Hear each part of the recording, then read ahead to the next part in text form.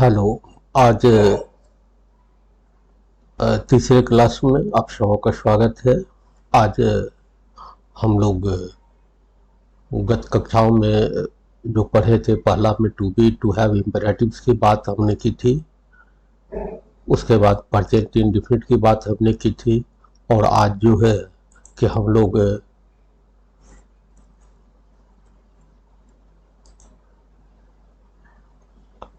Tense के present imperfect की बात करेंगे। हम लोग पहले ही चर्चा कर चुके हैं कि एक एक करके हमको सबों को देखना है, सभी चैप्टर्स को हम लोगों को डिस्कस करना है। और आज हम देख रहे हैं कि टेंस में आज हम प्रेजेंट इम्परफेक्ट की बात करेंगे। आपको याद होगा कि हम पूर्व में ही आप सबों को बता चुके थे कि कुछ याद करके आना है। मैं फर्स्ट क्लास में बतलाया था, पहला जो मेरा क्लास था उसमें हमने चर्चा किया था कि आपको याद करके आना है। क्या याद करके आना था? V1 V5 था है, एमिजा V4 रहा है, हैजा V3 चुका है, हैजा V4 था रहा है। तो उसी क्रम में आज जो है कि ये मेरा तीसरा क्लास है जिसमें हम लोग प्रेजेंट इम्परफेक्ट की बात करेंगे। तो जिस तरह से पिछले क्लास में हमने चर्चा किया था कि V1 V5 था तो ता है, आप लोगों को हमने दिया था याद करने के लिए कि ये M is R V4 रहा है। आपको हमने इतना ही याद करने के लिए दिया था, M is R V4 रहा है। तो इसमें हम क्या देखते हैं कि वहां पर हमारा क्या था, V1 V5 था है, यहाँ पर क्या है, M is R V4 रहा है। ये क्या चीज, ये वर्ब ग्रुप है। एक सेंटेंस से दूसरे सेंटेंस में हम लोग इसके स्ट्रक्चर को देखें। क्या है स्ट्रक्चर? स्ट्रक्चर कर रहा है कि सब्जेक्ट ये हो गया आपका, उसके बाद ये हो गया verb group M is R V4, और उसके बाद तीसरा जो है अदर वर्ड्स। हम लोग प्रेजेंट इंडेफिनिट के क्रम में ही यह चर्चा किए थे इस बात का कि हम लोगों को कैसे बनाना है सेंटेंसेस को, कि हम लोग को कोई भी बात या ट्रांसलेशन आता है, अंग्रेजी में आता है, तो हम वहाँ भी चर्चा किए हुए थे कि हम लोगों को कैसे करना चाहिए, नहीं करना चाहिए। तो हम लोग यहाँ पर आप देख रहे हैं कि ये हमने लिखा है topic, how to write a sentence और ट्रांसलेट। या तो हमको ट्रांसलेशन बनाने के लिए आता है या अपने मन से किसी सेंटेंस को लिखना है। तो हम लोगों को क्या करना चाहिए? दो तरह का सिलेक्शन हम लोग करते हैं कि एक पहला यह है कि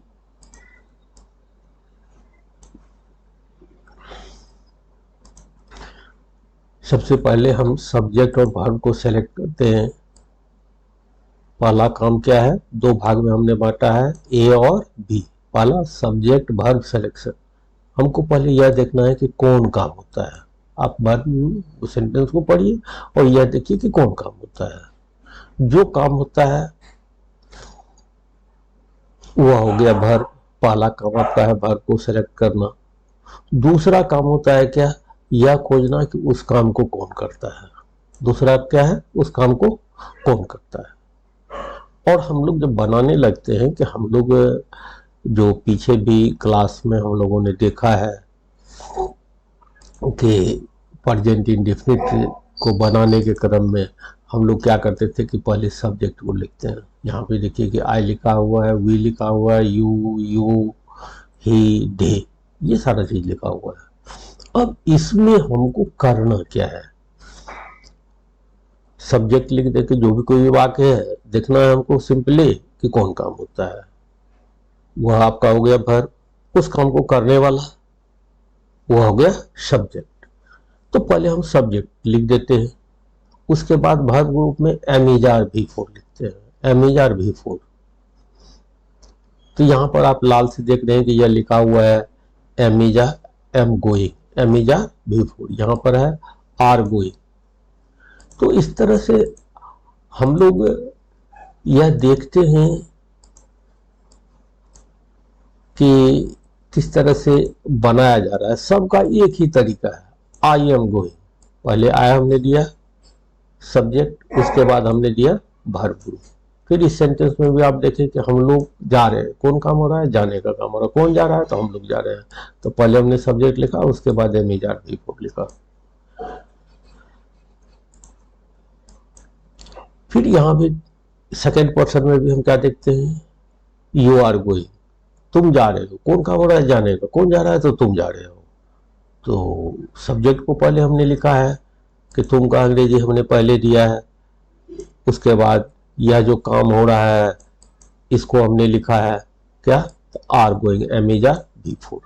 इस तरह से हम लोग इसको बनाते हैं। तो हमको करना क्या है, कैसे करना है कि हम लोग सबसे पहले सेंटेंस को पढ़ेंगे और उसमें देखेंगे कि क्रिया के अर्थ में क्या है। अगर रहा है, रही है, रहे हैं आदि है, जैसा कि हम लोग देख रहे हैं यहाँ पर क्या है, रहा हूँ, यहाँ क्या है, रहे हैं, यहाँ क्या है, रहे हो, यहाँ क्या है, रहे हो, यहाँ क्या है, रहा है, यहाँ क्या है, रहे। तो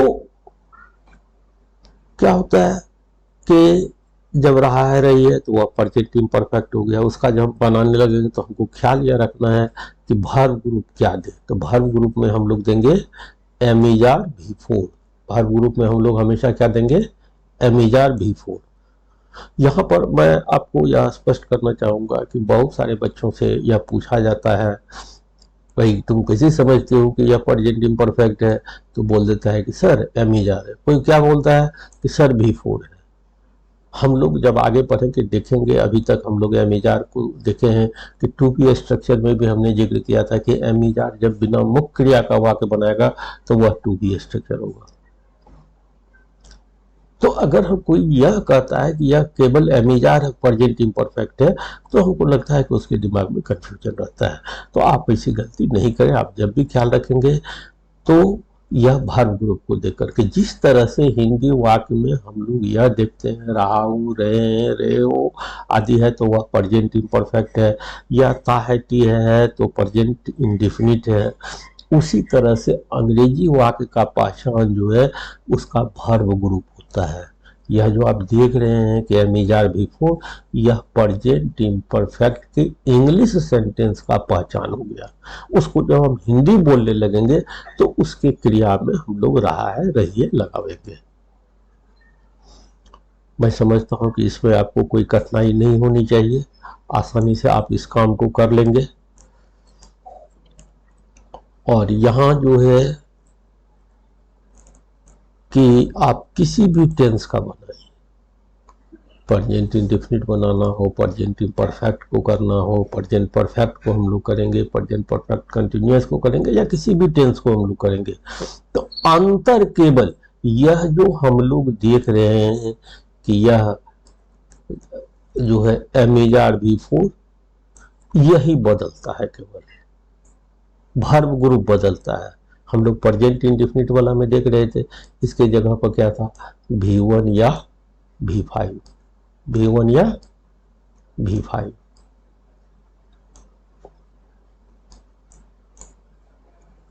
और यहां पर इसका पहचान है रहा है, रही है, तो वहां क्या था, ता है, वहां था ता है, ती है, ते है। इस तरह से जो है कि हम लोग वहां पर देखते थे।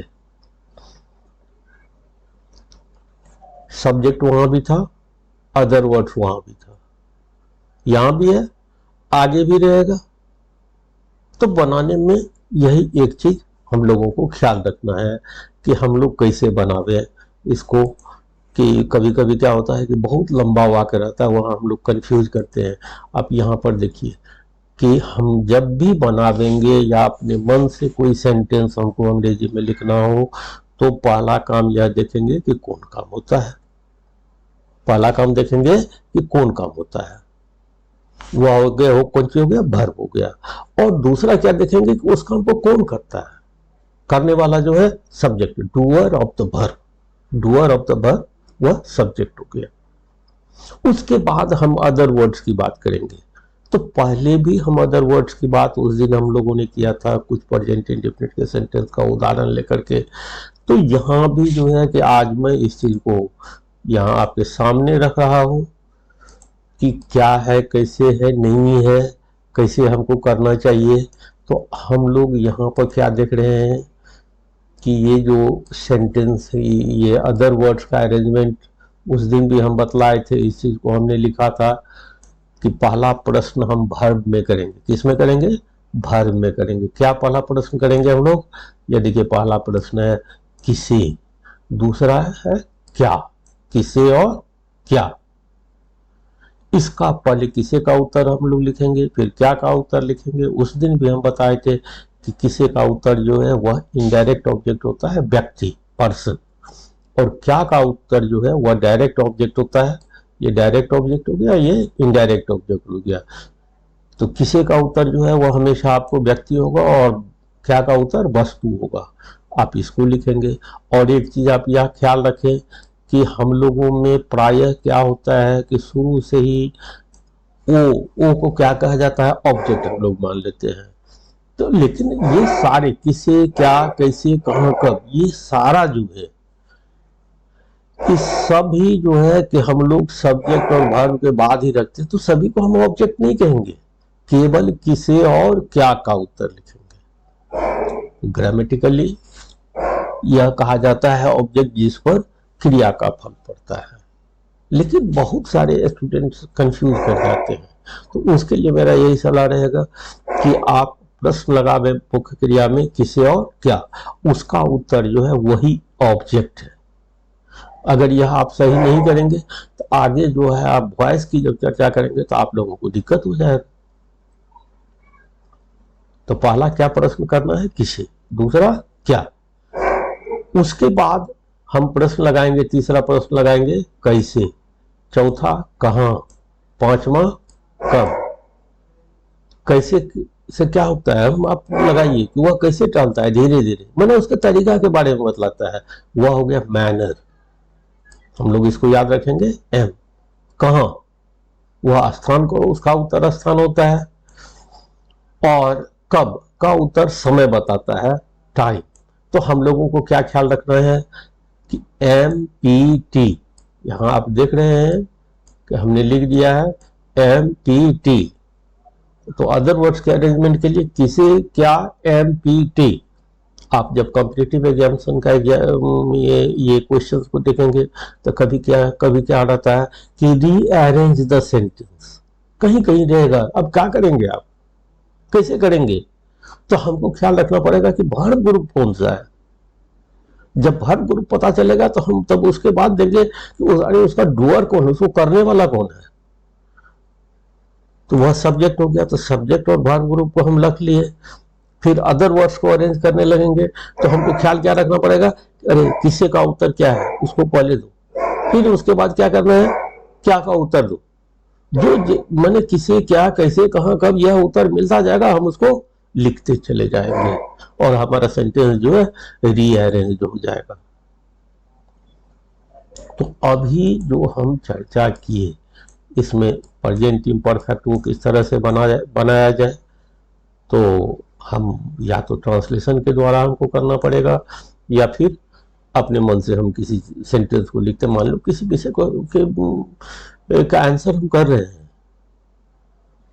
तो कुछ बात दिमाग में आई, उसको कैसे लिखेंगे। तो वहां भी हमको ख्याल यही रखना पड़ेगा कि अरे इसमें सब ये वर्ब ग्रुप, ये पहचान इसका क्या है, पहचान है तो यह किस टेंस का हो गया, इसका वर्ब ग्रुप क्या होगा। और इस तरह से आप अरेंज करके लिख लेंगे तो आप लिखना शुरू कर देंगे, आपको कोई कठिनाई नहीं होगी। तो इसमें जो है कि आज हम लोग चर्चा किए कि ये प्रेजेंट इम्परफेक्ट का जो सेंटेंस है उसका अंग्रेजी कैसे बनाएंगे, रहा है नहीं है।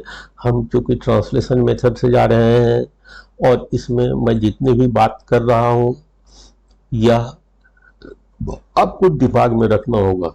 अगर आप इस बात को दिमाग में रखते हैं तो कल के दिनों में मैं इसी में जब थोड़ी गहराई में बात करूंगा जिससे कि आपका ये मैट्रिकुलेशन एग्जामिनेशन का क्वेश्चंस जो आता है, या इंटरमीडिएट का क्वेश्चंस आता है, या कॉम्पिटिटिव एग्जामिनेशन का क्वेश्चंस आता है, तो वहां पर इस चीज की आवश्यकता आपको होगी। अगर इसमें हमने टू बी का चर्चा किया, हमने टू हैव का चर्चा किया, हमने इम्पेरेटिव का चर्चा किया है, हम प्रेजेंट इंडेफिनिट का चर्चा किए, हम प्रेजेंट इम्परफेक्ट का चर्चा किए, अगर इसमें अभी तक में जो चर्चा हम किए हैं इसमें किसी भी चीज को आप छोड़ देते हैं तो आपको बहुत कठिनाई होगा, भारी दिक्कत होगा। आप कितना रटेंगे, रट करके नहीं हो सकता है। कारण है कि लैंग्वेज यह जो है कि वह हमेशा सेंस के आधार पर काम करता है। सेंस क्या करता है, सेंस के आधार पर आपको कॉम्पिटिटिव एग्जामिनेशन में आता है। And if you have any doubt certainly you will have problem. अगर आपको इधर कोई कठिनाई है तो निश्चित है कि आपको आगे जाकर के दिक्कत होगा। तो इसलिए जो है कि आप पिछला जो भी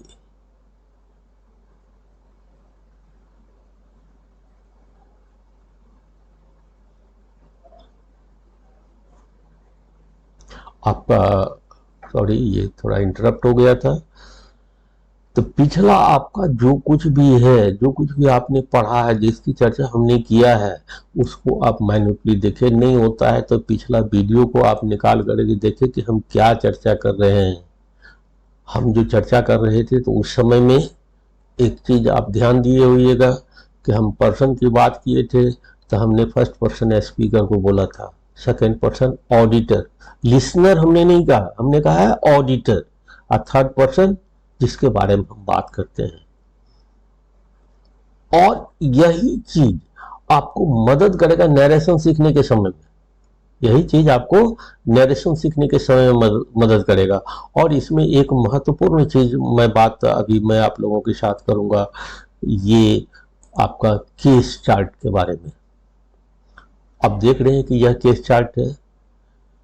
केस तीन तरह का, चार तरह का केस होता है, लेकिन हम यहाँ पर तीन तरह का चर्चा किए हैं। तो पहले मैं चौथा जिसको नहीं किया हो मैं उसका जिक्र कर देता हूँ कि ताकि आपके मन में कोई संदेह नहीं रहे। हम लोग सड़क पर जाते हैं, कोई वेंडर जा रहा होता है, अगर मान लिया कि बर्फ वाला जा रहा है तो हम लोग उसका तो नाम नहीं जानते हैं, लेकिन चिल्लाते क्या, ए बर्फ है, ए सब्जी है, रिक्शा। ये सब क्या है, ये सारे वोकेटिव केस है, संबोधन कारक है। हिंदी में आप कर्ता आठों पढ़ते होंगे, लेकिन अंग्रेजी में कर्ता हम लोग चार ही पढ़ते हैं। कौन सा?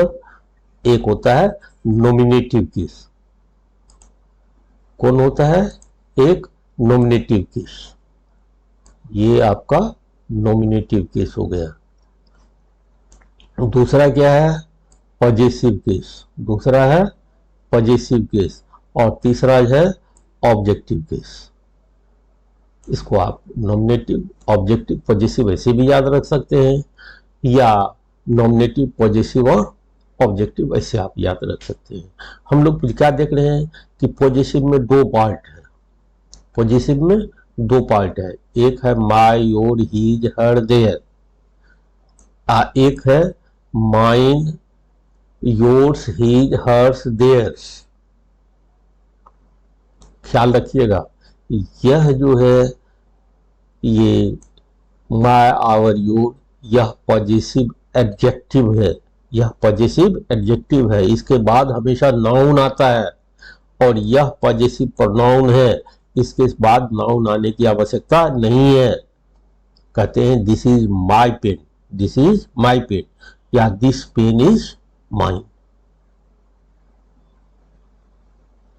एक नंबर दो, जब हम लोग ट्रांसलेशन बनाइएगा आप, तो उसमें देखिएगा कि मैं अपना काम कर रहा हूं, मैं अपना काम कर रहा हूं।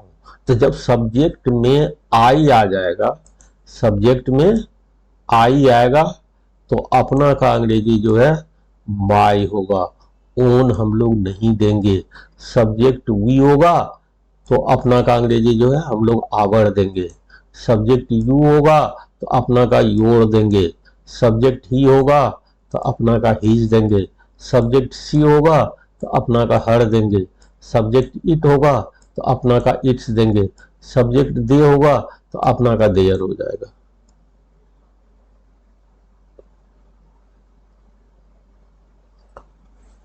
मैं समझता हूं कि यह बात आप समझ गए होंगे। और इसी तरह से क्या करता है कि आप कॉम्पिटिटिव एग्जामिनेशन में बात करेंगे तो माई की जगह को ओन दे देगा, हो गया एरर। तो सब एक दूसरे से कोरिलेटेड है। अभी से जो अगर हमारा लिंक बना हुआ रहेगा तो आगे हमको समझने में आसानी होगी। दूसरा क्या होता है कि ये पास के लिए वह मेरे पास आ रहा है, तो he is coming to me, coming to I या कमिंग टू माई नहीं कहेंगे। का कंफ्यूजन क्या होता है, मेरा मेरी के लिए हम लोगों को सिखाया गया है, तो हम लोग यह नहीं कहेंगे कि he is coming to my, हम लोग कहेंगे he is coming to me. ख्याल रखिएगा कि यह जो प्रोनाउन है आपका, ये टू जो प्रोनाउन है आपका, सॉरी टू जो यह है शब्द है, यह प्रीपोजिशन है।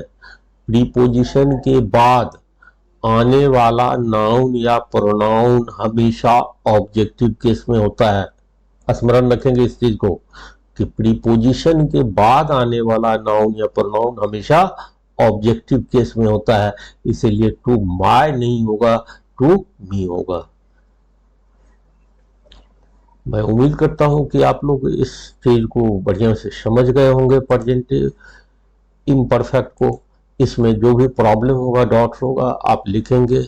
इस चीज को मैं फेसबुक पेज पर भी दे दूंगा, SNPM+2 स्कूल मधेपुरा 2021 जो फेसबुक पेज है मैं उस पर भी दे दूंगा। उसके बाद जो है कि मैं इस चीज का जिक्र आपके YouTube पर भी दे दूंगा। इसमें प्रेजेंट इंडेफिनिट वाला में एक डॉट आया हुआ था कि एक स्टूडेंट जो है सवाल किया कि सर वह खाता है, तो हम लोग नहीं कहेंगे कि दैट इट्स, तो जनरली ऐसा नहीं होता है।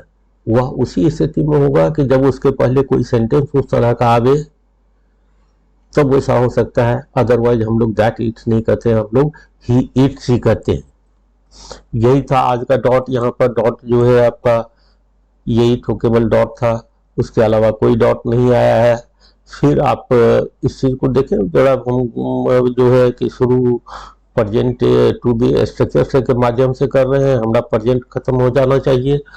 ये अगला क्लास जो है प्रेजेंट इम्परफेक्ट, प्रेजेंट परफेक्ट और प्रेजेंट परफेक्ट कंटिन्यूअस का होगा।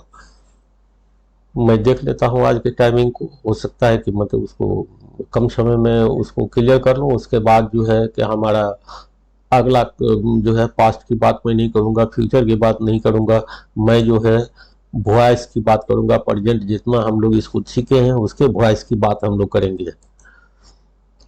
और आप जो है एक होमवर्क आज भी आप लोगों के लिए मैं छोड़ के जा रहा हूँ कि जो पूर्व पे स्क्रीन में केस के बारे में हमने बात किया था, उस केस को आप देख करके आएंगे।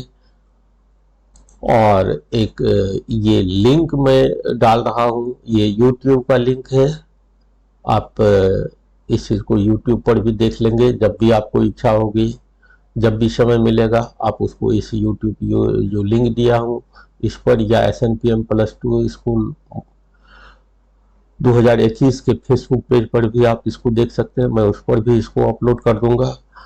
उसके बाद आप किसी माध्यम से मेरा जो मोबाइल नंबर है या मेरा व्हाट्सएप नंबर भी है, आप या तो हमको व्हाट्सएप से डायरेक्ट आप ये कर सकते हैं, या फिर जो है आप ये यूट्यूब पर के कमेंट पेज में या फेसबुक के कमेंट पेज में जाकर के अपने डाउट को रख सकते हैं।